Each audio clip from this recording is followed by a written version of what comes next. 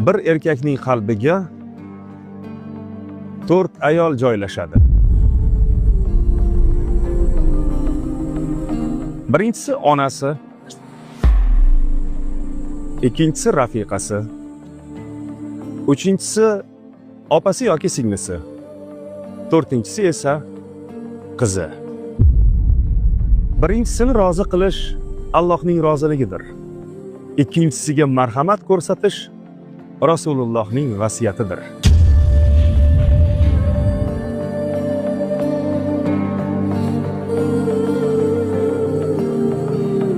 Uchinchisiga e'tibor qaratish erkakka baraka keltiradi.